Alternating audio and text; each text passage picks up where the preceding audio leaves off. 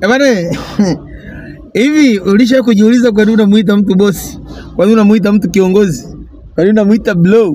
Kwa nini unamuita nani? Yaani ni vitu alivyovipanda yeye, ndio maana unamuita hivyo. Sasa utamuita mpaka lini?